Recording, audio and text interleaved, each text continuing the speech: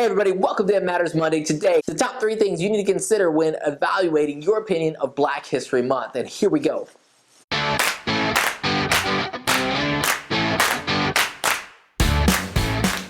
Number 1, have you ever been a minority? How long have you been a minority?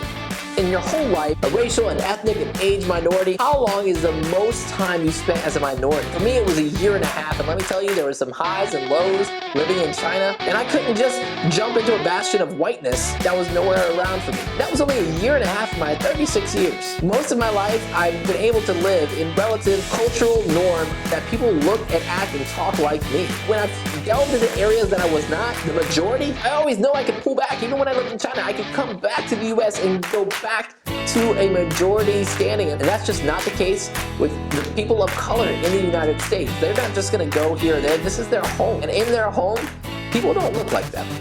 So think about how it feels or how it has felt when you were a minority, and what is the longest you've ever been a minority. That's consideration number 1. Consideration number 2, has Black History Month actually worked to educate you at all about Black history? Like, have you resisted it? Have you learned anything about Black history from Black History Month? Have you actually embraced it and tried it out to see if Black History Month actually gives you a better idea of what it is to be Black in America? The contributions that Black people have made to our country. There are so many things that not only for Black people, but for people of all different colors, there are barriers that were broken. And we say we're no longer racist, and that's great. But there are people that we should honor and celebrate who broke through barriers when it was more difficult than it is today. And as white people, we should know those people too. Do you know who the first Black person was to break the color barrier in baseball? Awesome, cool, great. Do you know the first Black person in space? No? Okay. Do you know the first Black person to have a #1 hit on the radio? Do you know who the first Black person was to win an Oscar? What about a Grammy? How many Pulitzer Prize winners have been Black? Who was the first? We've been having Black History Month for a long time. How come we don't know these things? Because maybe we're not taking Black History Month seriously because it's not serious to us.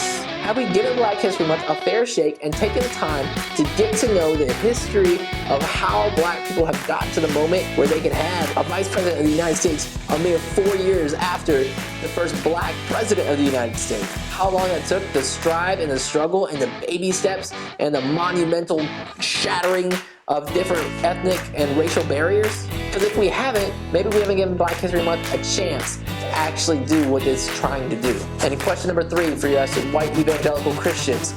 Do you know church history and how Black people have played a part in that? In the history of the church, there's a group of people called the Church Fathers. When I pictured, and I say the words Church Fathers, you know what I picture? I picture white men with big gray beards in robes. A couple of these guys, Tertullian, Origen, Augustine, you know him as Saint Augustine, right? Athanasius. These guys were big deals in defining who the Trinity was, how the Trinity works together, on deciding philosophy and culture and theology for the groundwork of the church. Augustine might be the most important theologian of all time, setting norms for Christianity today. And those 4 guys are all African. And it doesn't necessarily make them Black. Athanasius, they talked about him being a short, dark guy with curved nose. St. Augustine was from Algeria, which is a northern African country where most people look more Middle Eastern, although his mother's name was Monica, a darker region of Africa, common place for the name Monica to come from. So there's a good chance that Augustine was Black. Type in Augustine of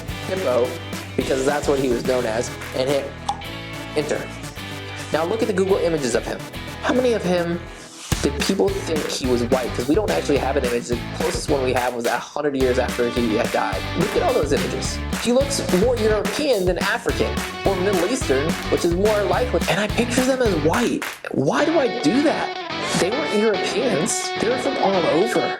Maybe I need to educate myself not just on Black history in America, maybe I need to educate myself on Black history in the church, and take this month to do that. So everybody, this was not a shame or a doubt thing, and maybe there's something we can learn of our people of color and the impact they've had on our society, on our nation, on our world, and our faith.